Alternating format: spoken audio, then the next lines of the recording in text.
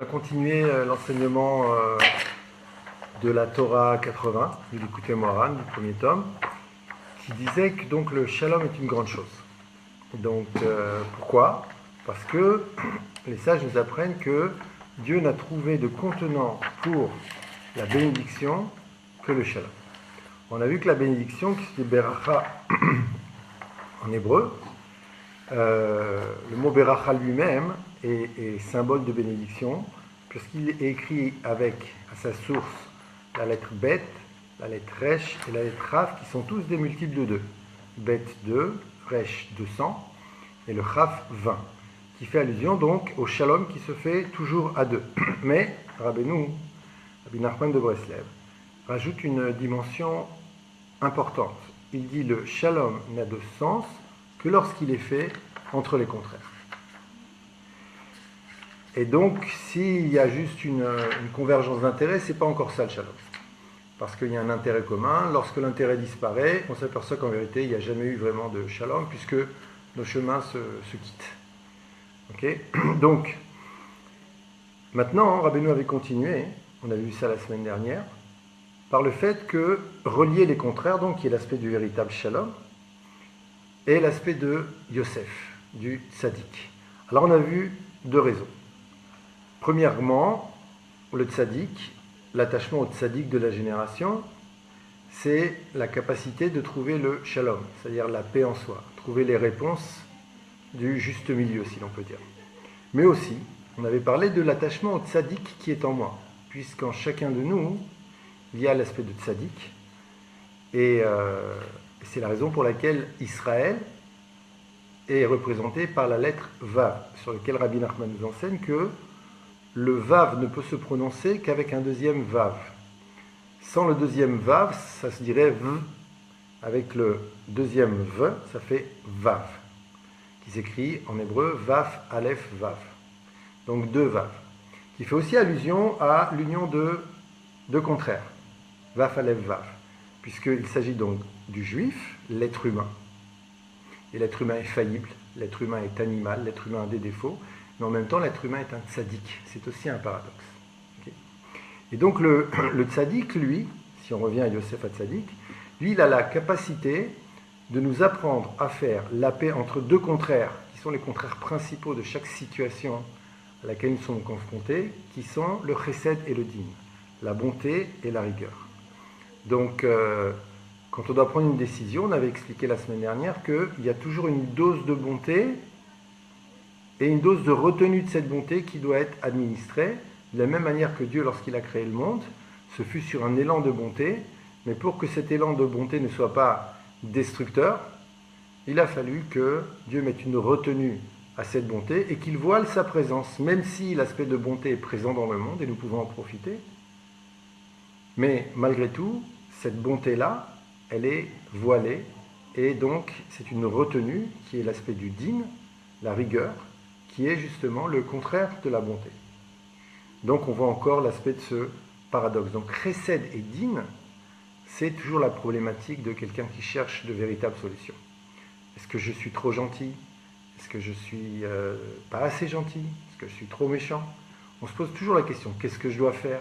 Est-ce que je dois prendre la décision de manière extrémiste? Est-ce que pour l'instant je ne dois rien faire? On est toujours confronté à cette problématique. Et donc, ça c'est un aspect du paradoxe. Un autre aspect du paradoxe qu'avait expliqué Rabbi Nachman, que le tzaddik lui aussi est capable de nous aider à gérer, c'est l'aspect de cette conscience paradoxale qui fait que chaque être humain qui désire servir Dieu est traversé par des phases de conscience élargie, qu'on appelle mochin de gadlut, des facultés intellectuelles, une perception large, et mochin de katnout, qui est une perception restreinte. Perception large, c'est lorsque tout est évident, lorsque nous sommes accompagnés d'une dévotion, d'un enthousiasme spirituel qui nous permet de voir tout bien, de prendre des bonnes décisions. Et mochin de katnout, il arrive des moments où, et parfois c'est la volonté de Dieu lui-même qui nous retire cette perception large, on doit servir Dieu dans une perception restreinte, et il n'y a pas une perception qui soit meilleure que l'autre.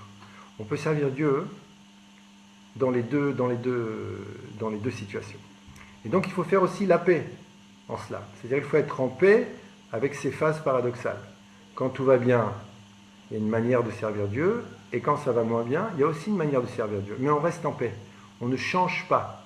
Que les choses aillent comme je veux ou qu'elles n'aillent pas comme je le veux, je ne change pas, je suis là. Et donc aussi, ce paradoxe-là de ces situations intellectuelles, si l'on peut dire, contraires, il s'appelle aussi shalom lorsqu'on arrive à s'y confronter. Et donc, le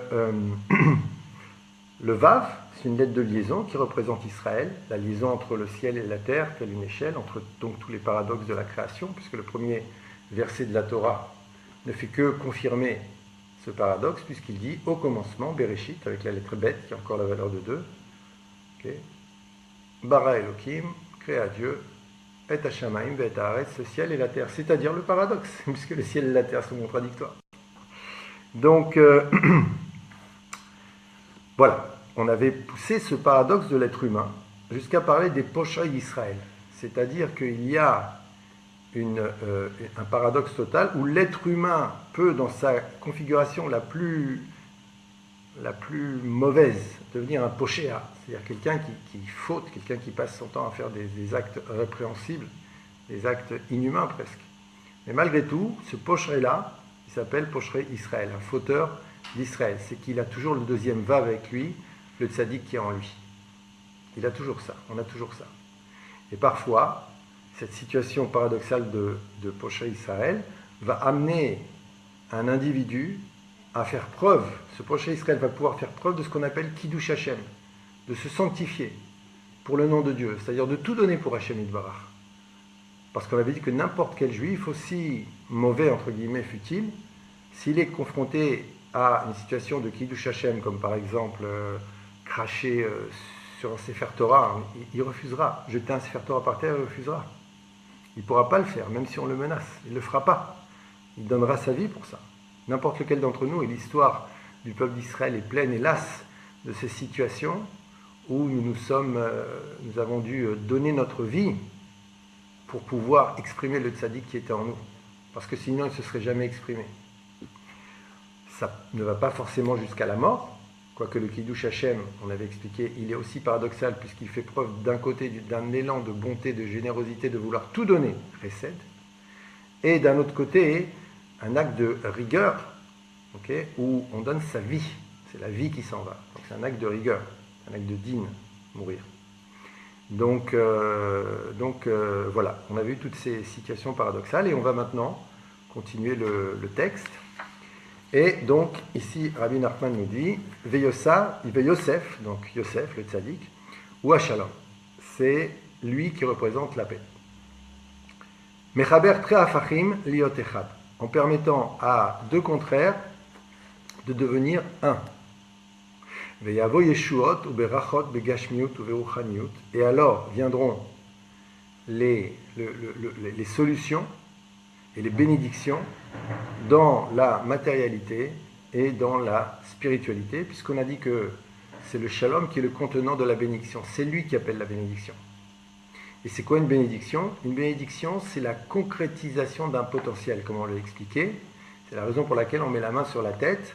Je te bénis mon fils en mettant la main sur la tête, c'est-à-dire que ce qu'il y a en toi, encore au niveau potentiel, qui représente la tête, se concrétise au niveau de l'action qui est représentée par la main. Et donc ce shalom-là, il est vecteur de bénédiction. Mais pour ça, il faut allier deux contraires, on a dit. Et allier deux contraires, c'est ce qu'Hachem demande de nous lorsqu'il nous place dans des situations conflictuelles.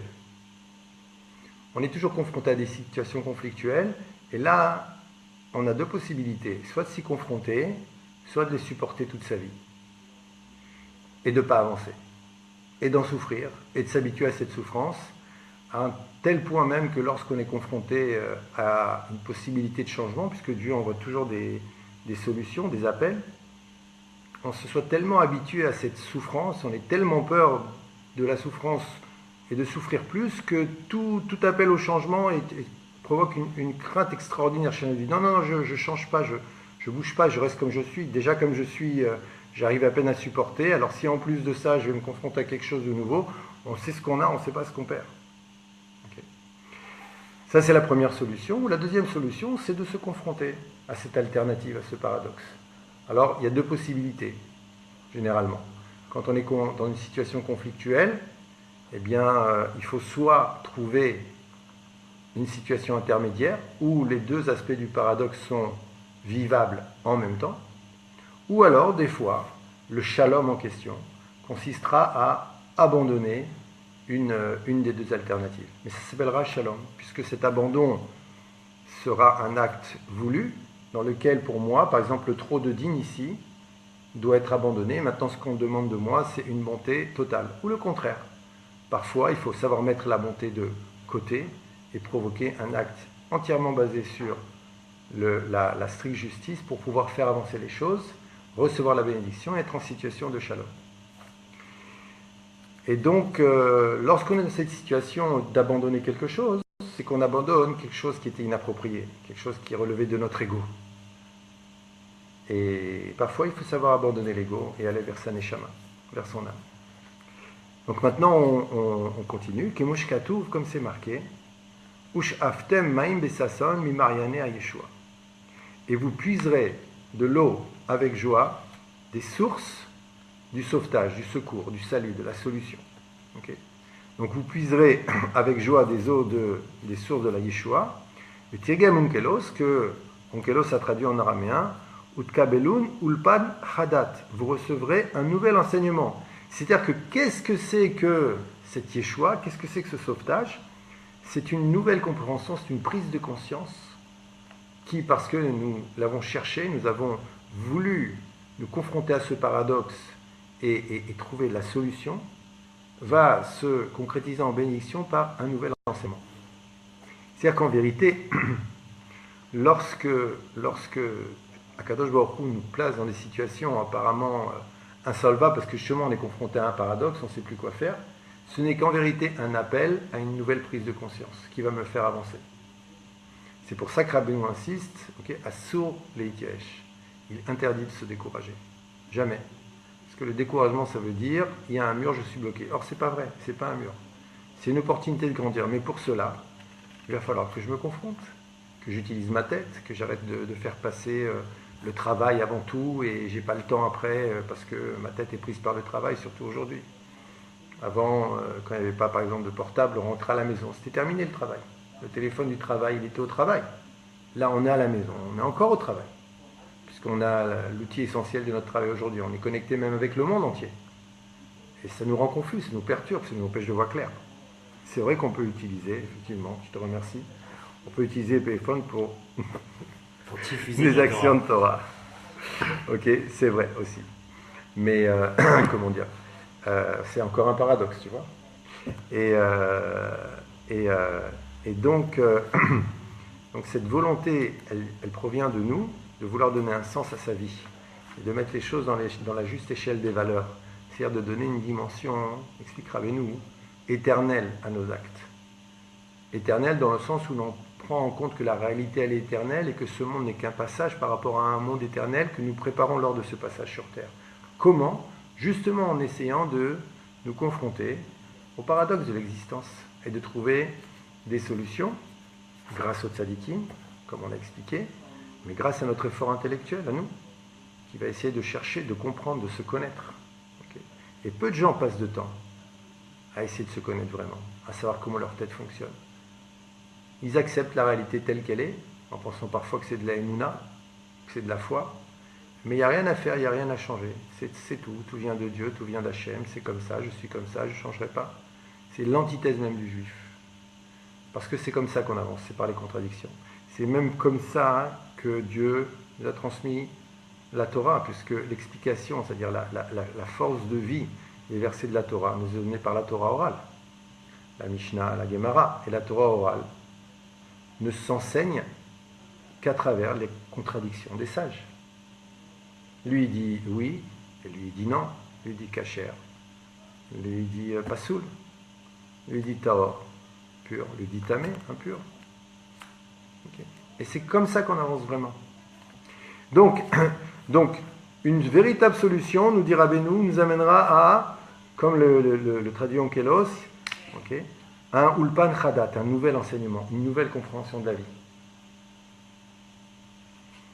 Aïnou shaliedea teshua, c'est-à-dire que grâce à la solution, au sauvetage, Yavot Torah ulpan chadat, met aboré itbarach, viendront un nouvel enseignement et une nouvelle Torah, si l'on peut dire, d'Akadosh Baruch Hu.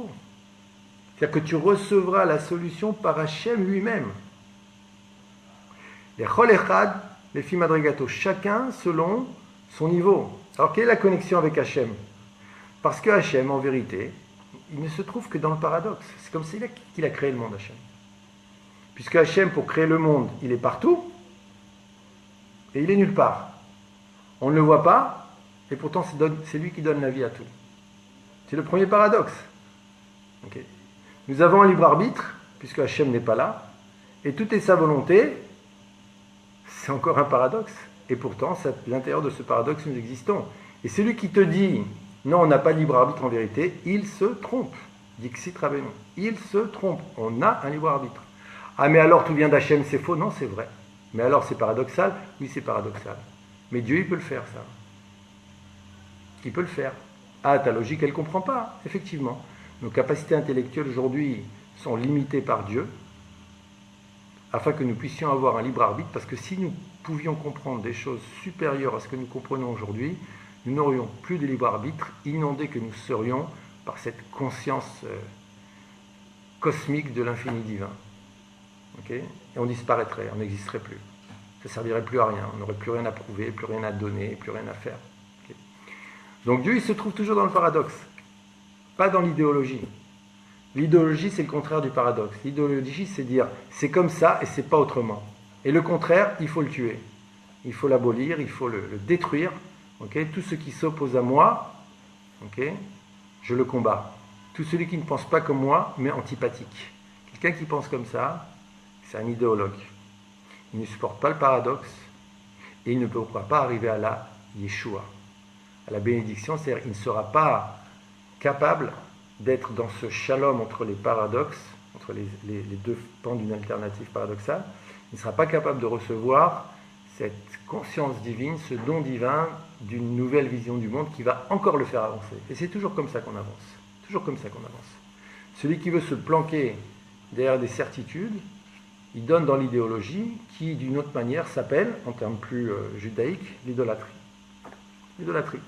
Quand tu vois quelqu'un qui est engagé, qui te dit « c'est comme ça, et c'est nous qui avons raison, et eux ils ont tort », même dans la guerre entre frères religieux, hein. C'est pas seulement dans le monde non religieux. Quand il te dit « c'est comme ça, et c'est pas autrement, et nous on a raison et les autres ont tort », cet homme-là, c'est un idéologue. C'est une des raisons pour laquelle les hommes, pas les femmes, parce qu'elles ont cette conscience du paradoxe, de la contradiction. Si on voulait faire une boutade, on dirait que c'est la raison pour laquelle les hommes disent « mais je ne la comprends pas, mais t'es contradictoire, mais hier tu m'as dit que, et aujourd'hui tu me dis que ». Elle ne le vit pas du tout comme un paradoxe. Elle est une femme, de par sa nature métaphysique, de par la nature de son âme qui est supérieure à celle de l'homme. Elle peut vivre facilement dans les paradoxes, la femme. Elle peut te dire « tu veux te laisser pousser la barbe, tu te laisses pousser un poil », je rentre chez mes parents. Et une semaine après, te dire, pour des raisons qu'on ne va pas développer maintenant, mais qui nous semblent extraordinaires, paradoxales, te dire, tu sais quoi, finalement, oui, laisse-toi pousser la barbe. Mais attends, il y a une semaine, tu vas... Non, c'est bon, t'inquiète pas, laisse-toi pousser la barbe. Okay.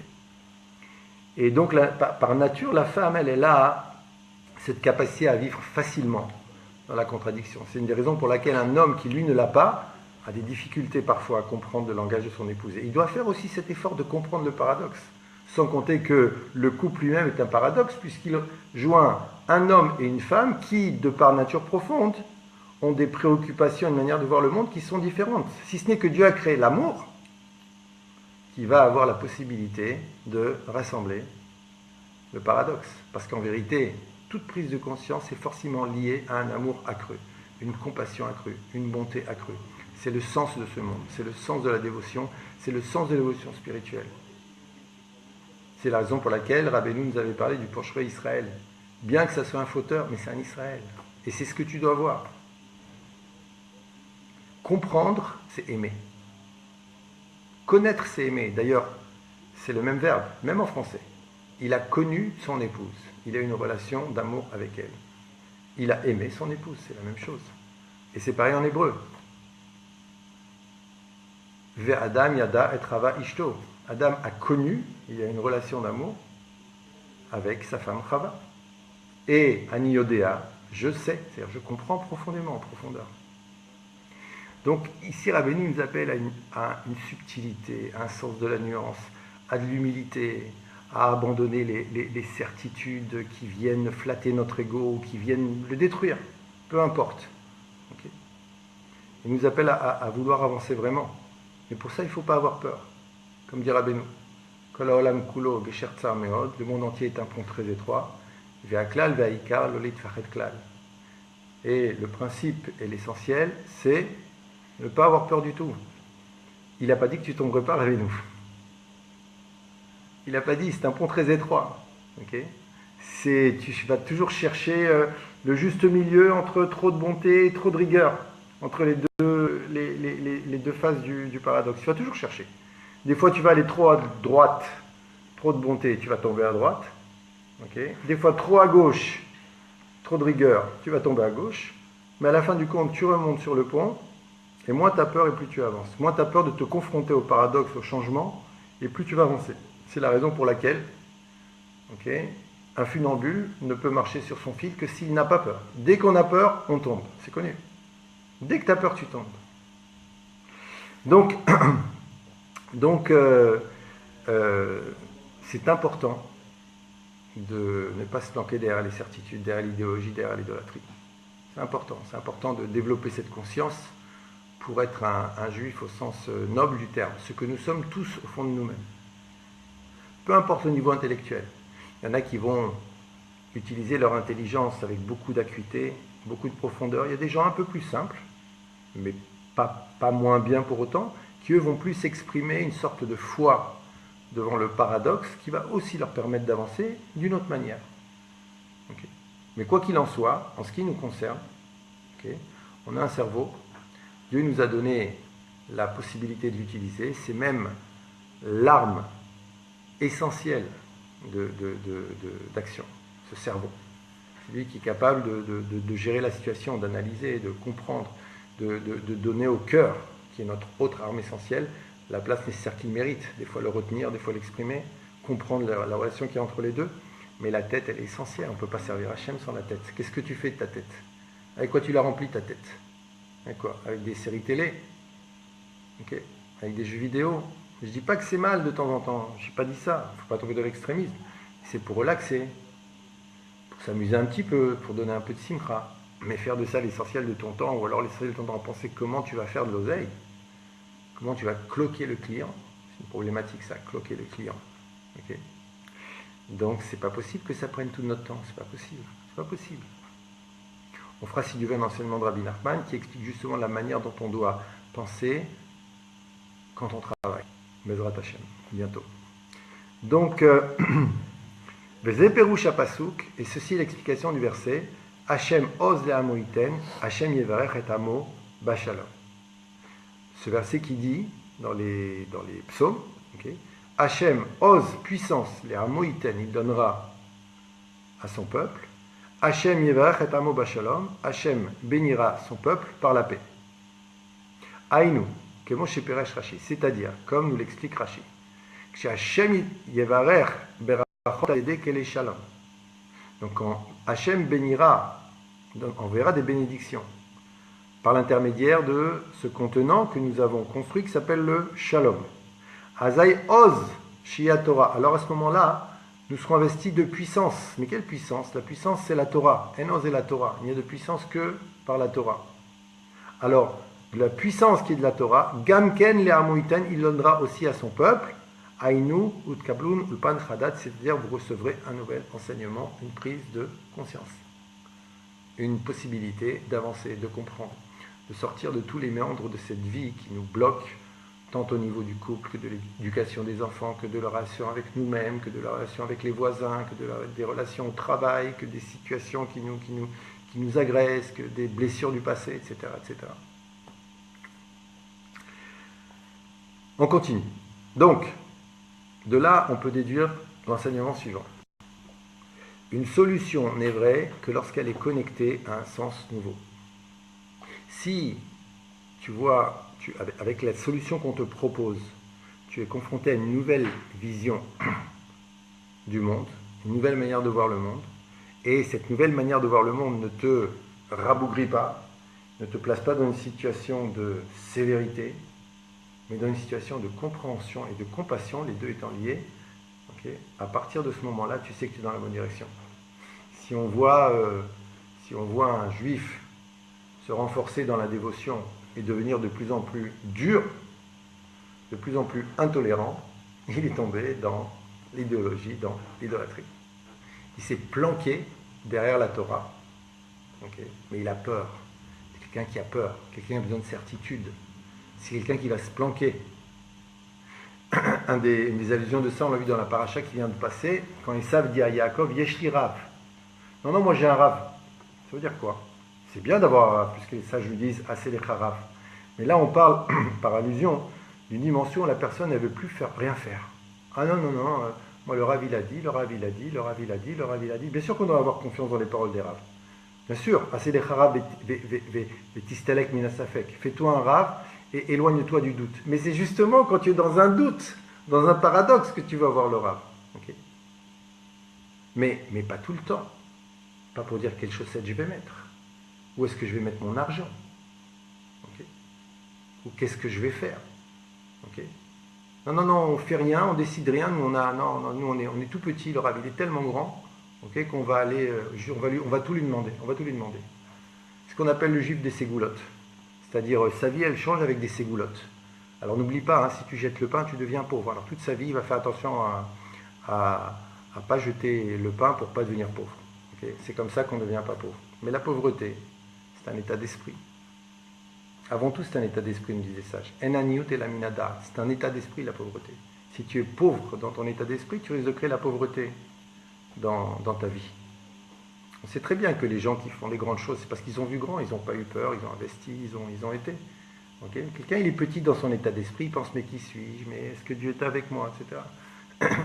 il va rester pauvre. Okay.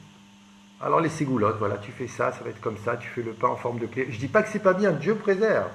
Attention, mais c'est pas ça. L'essentiel de la Yahadut, ce sont comme des encouragements, comme des forces supplémentaires. Tu vois ce que je veux dire?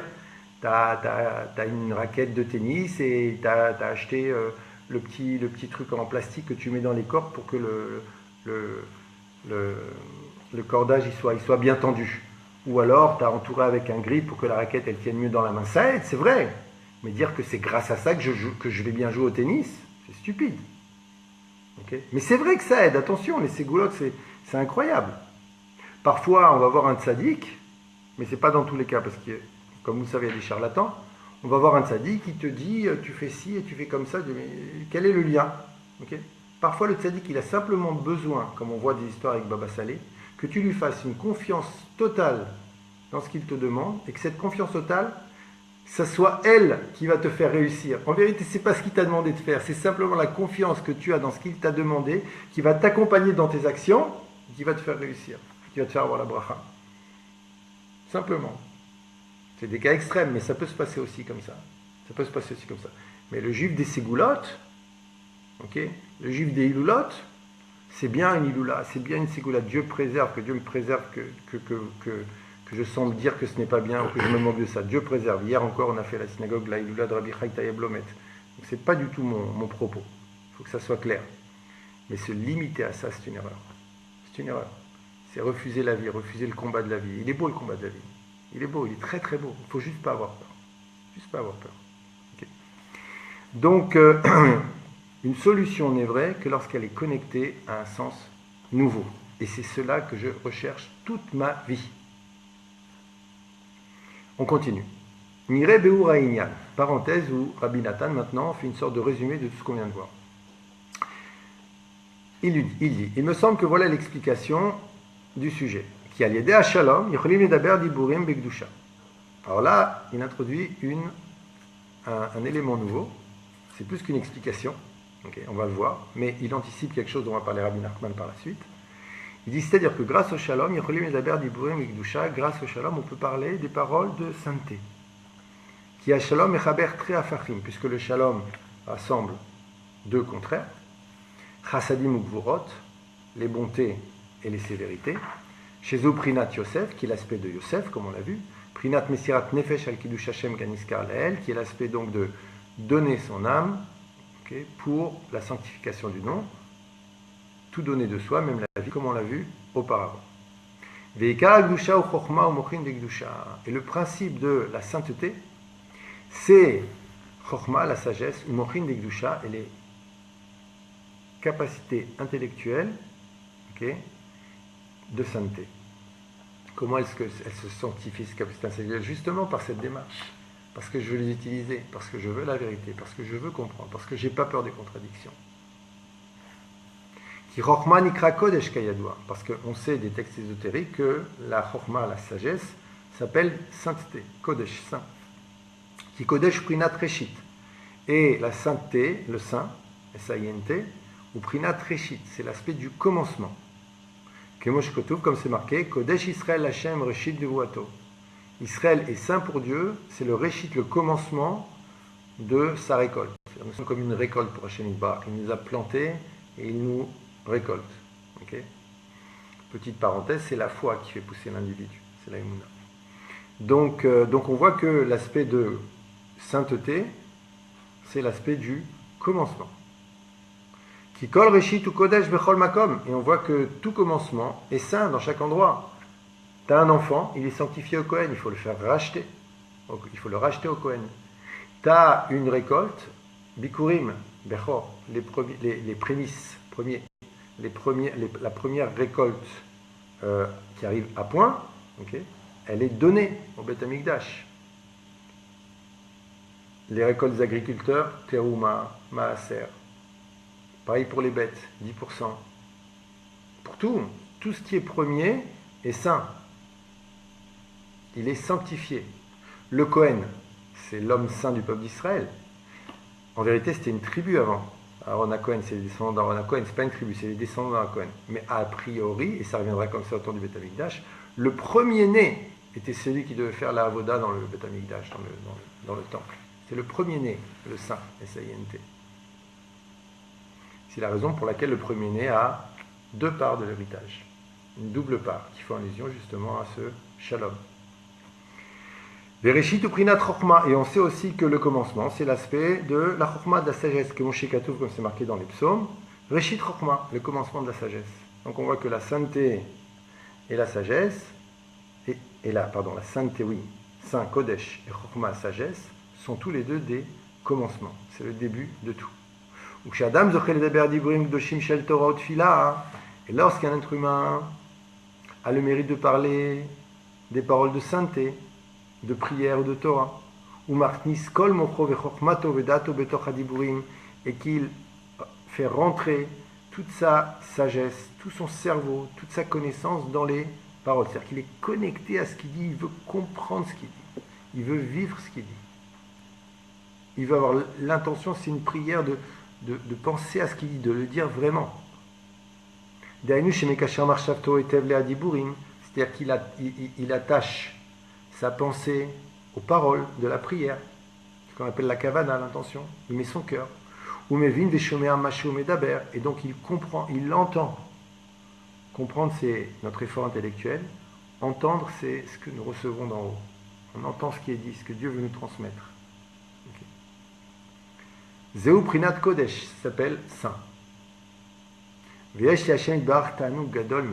lorsqu'un individu s'investit donc dans la Torah et la Tfila, dans la compréhension générale, alors Dieu a un délice de cela, de voir un juif faire cela. Il a un délice de ça. C'est aussi rassembler la pensée avec la parole. Okay. La pensée et la parole ne sont pas des choses qui vont de pair, forcément. Il faut les allier. Mais la parole, elle va d'un côté, généralement. Okay. C'est quoi le paradoxe? Tu parles d'une chose, tu penses une autre. C'est ce qu'on appelle l'hypocrisie. Tu pries parce qu'il faut prier, tu le sais, et c'est bien, c'est une bonne chose, mais ta tête, elle est ailleurs. Elle est dans le rendez-vous avec le client ou la belle-mère. Okay. Donc, Vezoprinat Shalom, et faire cela, c'est aussi l'aspect du Shalom. Shoprinat Itrabrut Chasadim Ugvurot, qui est l'aspect de la liaison entre la bonté et son contraire, la rigueur. Parce que on relie, on attache la chokma, la sagesse et les capacités intellectuelles, qui sont l'aspect donc de la bonté, puisqu'on a dit toute compréhension va forcément vers une compassion. Okay. Donc la compréhension, la sagesse, c'est l'aspect de la bonté. La dibur shoprinat gvurot, à la parole, qui elle est l'aspect de la rigueur. Puisque qu'est-ce que c'est une parole? Une parole, c'est une restriction. Une restriction, c'est une rigueur. Parce que quand tu parles, tu es obligé de limiter une intention à des mots maintenant. Et d'ailleurs, quand tu parles, tu produis une énergie qui vient de toi et tu la contiens avec tes dents, avec ta langue, avec tes lèvres, avec ta gorge. Okay. Les Zéoprinat Yosef, et c'est ça l'aspect de Yosef du tzaddik, cette capacité de faire la paix. Parce que Yosef, les tzaddikim, eux, ils ont cette démarche. Ils sont entiers dans ce qu'ils font. Entiers dans ce qu'ils font. Valken Neymar Yosef, c'est la raison pour laquelle il est marqué au sujet de Yosef. Et sans toi, dit le pharaon Yosef, aucun homme n'élèvera ni la main ni le pied. C'est une expression pour dire on ne pourra rien faire sans toi. Toutes les richesses de l'Égypte, je les remets entre tes mains. C'est toi qui diriges, c'est toi qui fais tout. Okay. Mais l'expression utilisée, c'est personne ne bougera la main ou le pied. Ici, Rabbeinu, comme on l'a expliqué la semaine dernière, il donne une confirmation par des versets, mais c'est plus qu'une confirmation, c'est une capacité à recevoir par le verset énoncé et la force spirituelle qu'il contient, une force qui va nous aider à mettre en pratique cet enseignement. C'est ça un enseignement vivant. On pourrait, pour comprendre ce que Rabbi Nachman a dit, j'ai donné le Likutei Moharan, il s'adresse essentiellement à vos âmes, pas seulement à vos têtes, mais essentiellement à vos âmes. Sauf que c'est donc comme un médicament. Bien sûr qu'on va utiliser notre tête, mais nos âmes aussi, elles sont impactées par cette étude.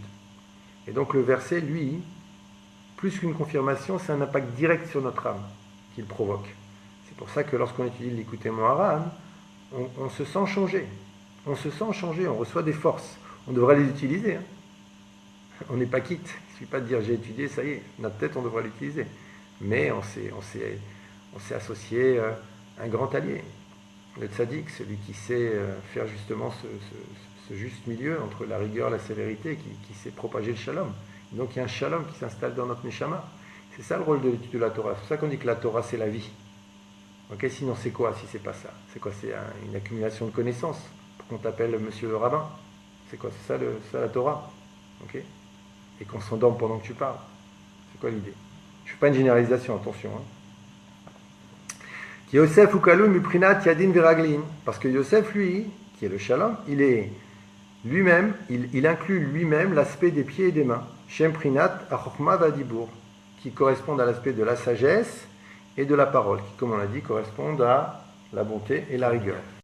Qui a dit Prinat Chokma Beprinat Kodesh, parce que les mains, eux, correspondent à la sagesse, à l'aspect de saint, Kodesh. Kemosh Katou, voilà la preuve du verset. Seo Yidechem Kodesh. Okay. Levez vos mains en sainteté. Donc, non, levez vos mains vers cet endroit saint, pardon, vers le Kodesh, vers l'endroit saint.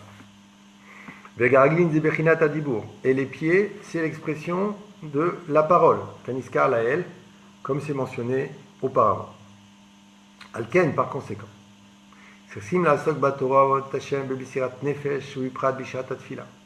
Donc maintenant on va arriver à une mise en pratique concrète de tout ce qu'on vient d'étudier. On a reçu plein de conseils. Mais maintenant Rabbi Nachman va descendre dans l'action spirituelle pour nous donner une manière de vivre cela dans notre dévotion, de manière concrète.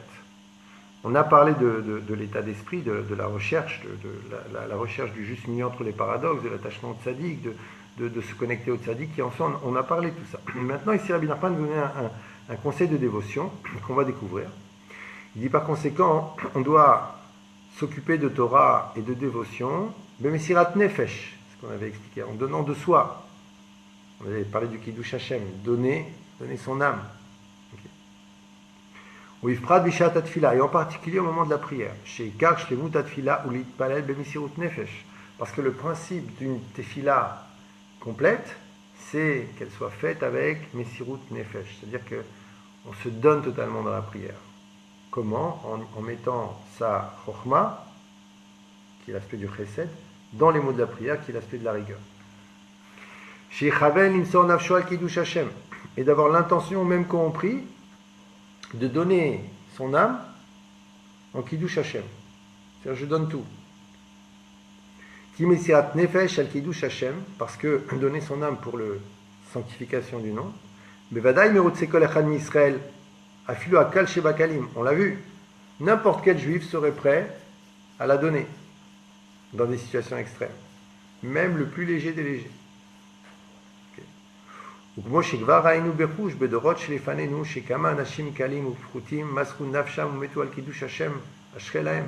on l'a vu dans l'histoire du peuple d'Israël, dans les générations précédentes, que des gens qui étaient apparemment de petit niveau, qui n'étaient pas des grands saints, qui étaient même peut-être des gens assez mauvais, eh ben, ils n'ont jamais hésité à donner leur vie pour la sanctification du nom de Dieu. Ashrei lahem, de Dieu. Ashrei lahem. Heureux est leur part. Puisqu'on a expliqué la semaine dernière que l'endroit qui les attend est supérieur à tout.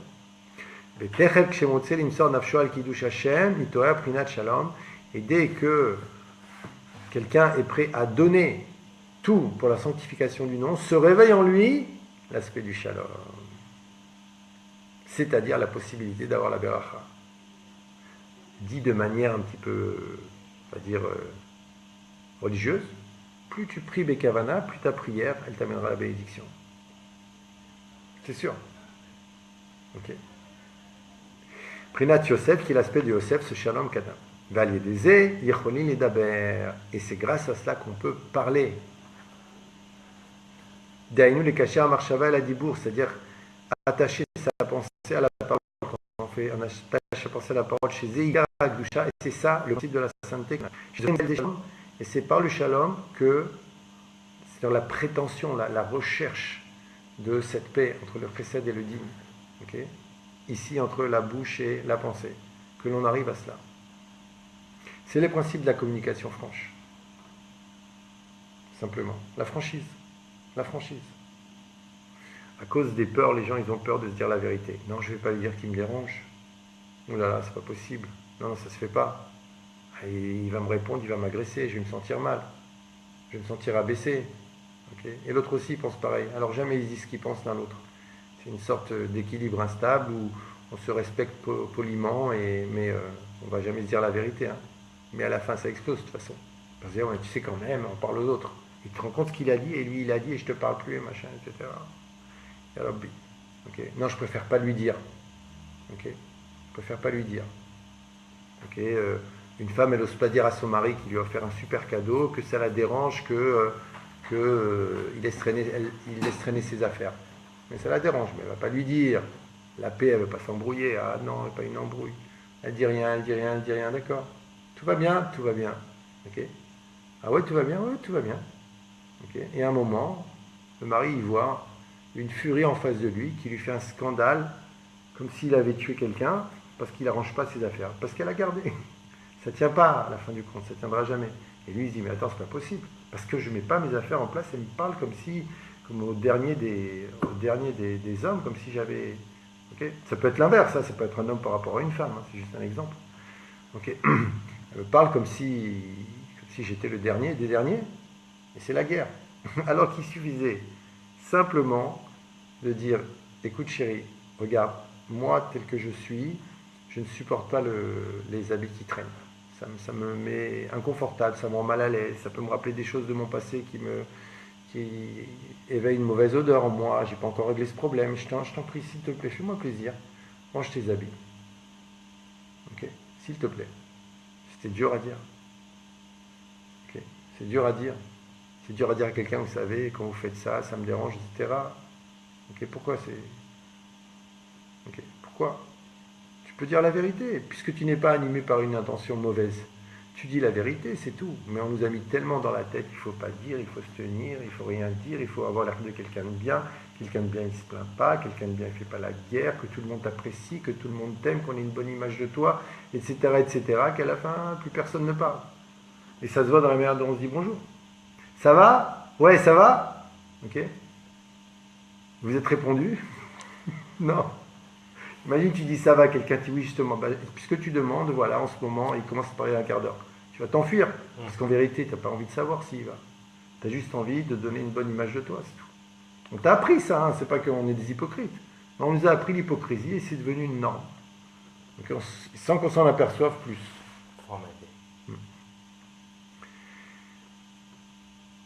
Vezéou, et ceci est l'aspect de. Donc vous voyez que là on est dans une partie du Likutei Moharan, il y a plein de versets, pour la raison que je vous ai expliqué. Vezéou, ici l'aspect de Boni Yerushalayim Hashem, que Dieu construit Jérusalem. Yerushalayim ou Prinat Adibur. Yerushalayim, c'est l'aspect de la parole. Verroulé, canal, etc. Hashem ou Berinat Mochin, le nom de Dieu, Boni Yerushalayim Hashem. Donc Yerushalayim, c'est la parole. Hashem, okay, c'est l'aspect de Mochin, c'est-à-dire des capacités intellectuelles, c'est-à-dire de la chorma, de l'intention, okay, liée à l'intention première de Dieu qu'on avait vu dans le cours dernier, qui est la bonté. Okay. Donc c'est la sagesse, c'est la compassion. Okay. Donc c'est l'aspect du chesed, qui est le contraire du digne, qui est représenté par la parole. Yerushalayim. Boni Yerushalayim Hashem, puisqu'il y a Yerushalayim et Hashem. Comment est-ce qu'on construit Jérusalem? Et Jérusalem, c'est Ira Shelema, c'est-à-dire la conscience totale, la prise de conscience. Okay. Comment est-ce qu'on construit Jérusalem? Okay. En attachant la pensée à la parole. Chez Zeprinat Boni Yerushalayim Hashem, qui est l'aspect de construire, que Dieu construit Jérusalem. C'est-à-dire que par ce shalom, la prise de conscience, elle vient du ciel.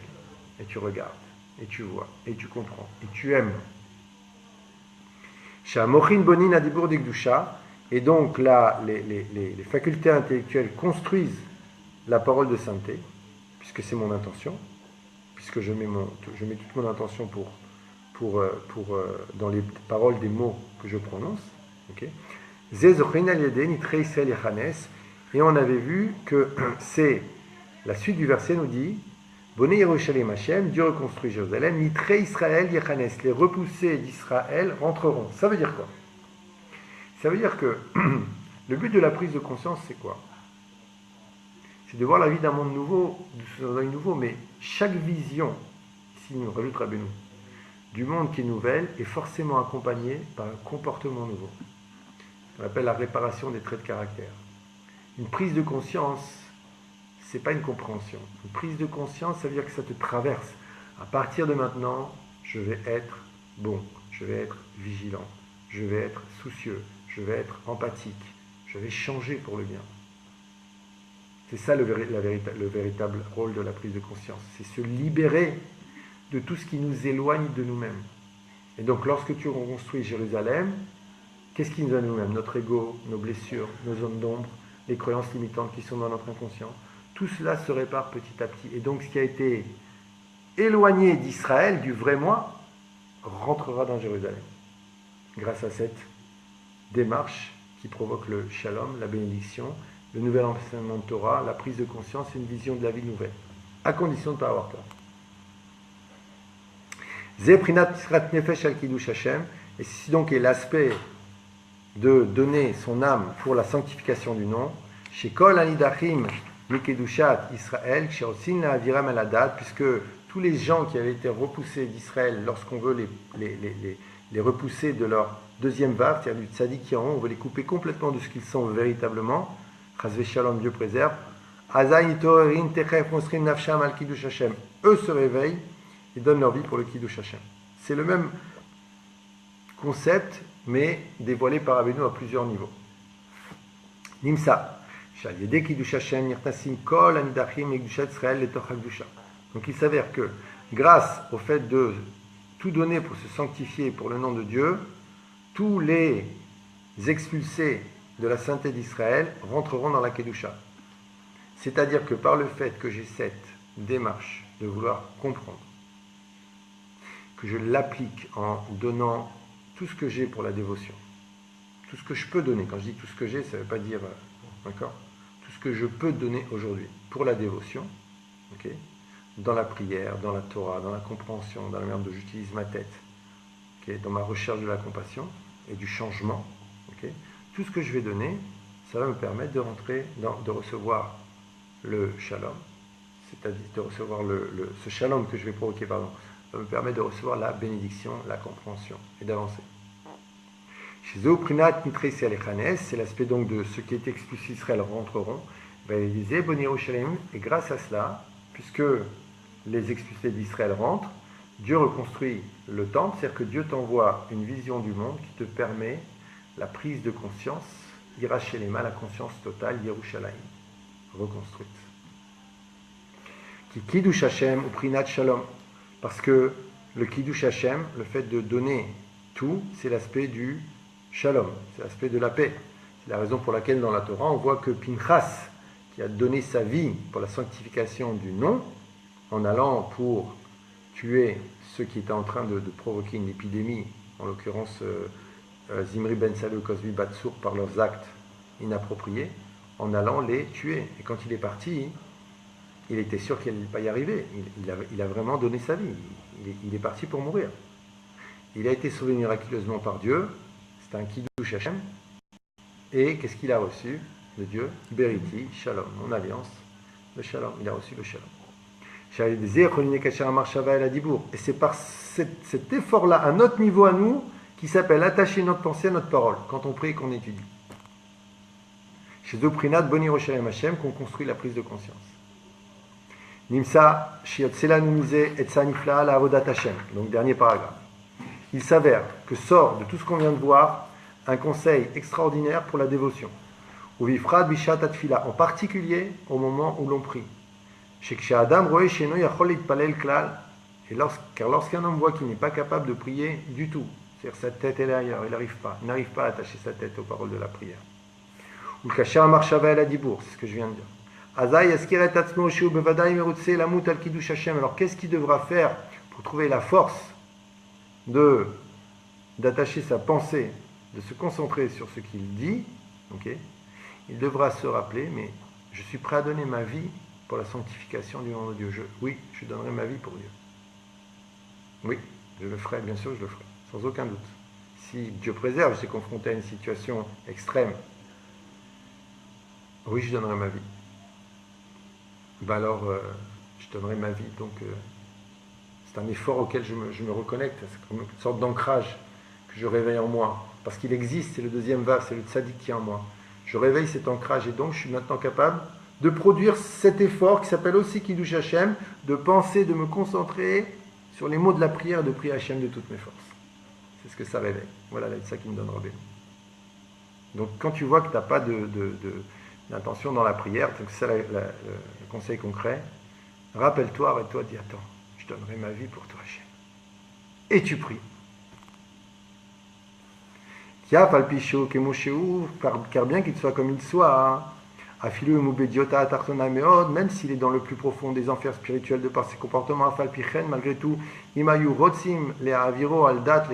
on avait voulu le retirer complètement de son judaïsme, Dieu préserve, c'est sûr qu'il aurait donné sa vie, c'est sûr que j'aurais donné ma vie pour Hachem. Si on avait voulu dire maintenant, convertis-toi, ni ta religion, ni la Torah, crache, Dieu préserve. Jamais de la vie, je ne le ferai pas. Bon alors qu'est-ce qu'on demande là, de cracher sur un... Non.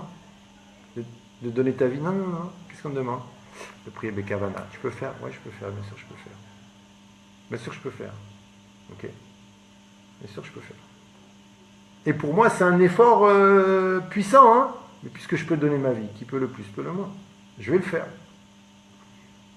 Qui alze merutsa afilu poche Israël la mutal kiddush Hashem velo la avor al dat chas v'shalom.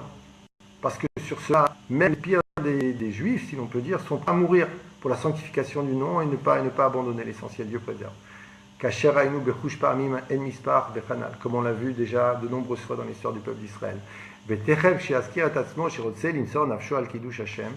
Et dès qu'il se souviendra qu'il veut, il est prêt à donner son âme pour la sanctification du nom, sa vie, Il avait en lui l'aspect du shalom, Prinat Yosef, qui est l'aspect de Yosef, Sheo Prinat Itrabrut Amor Ve'adibur, qui est l'aspect donc de la connexion entre la pensée et la parole, Ve'alkan Yalideze Yuchal Itpalel, et grâce à cela, il pourra prier, Ulkasher Marshava Ladibur, en attachant sa pensée à la parole kana. Vechen Shamarti Mipiv Akadosh Shamar Zot Betor Sirato Akdosha, le Davar Pashut Shskrin Litpal Bemisirat Nefesh, et rajoute Rabbi Nathan, c'est la fin de son intervention d'explication, okay. Et tout cela, je l'ai entendu de sa bouche sainte, de la bouche de Rabbi Nachman de Breslev, lors d'une conversation sainte qu'il a eue, en disant qu'il fallait simplement prier de toutes ses forces. Prier de toutes ses forces, avec tout ce que ça implique, Bezrat Hashem. Donc on a, grâce à Dieu, accumulé une mélodie, un état d'esprit, une manière de voir le monde, un enthousiasme. On a reçu des forces, ne serait-ce que par la simple étude, des conseils concrets de dévotion lorsqu'on prie. Bezrat Hashem, que Dieu nous aide par le mérite des tzadikim, et en particulier le mérite de Rabbi Nachman de Breslev, de nous prendre en main et de donner ce qu'on peut pour le servir. Amen. Amen.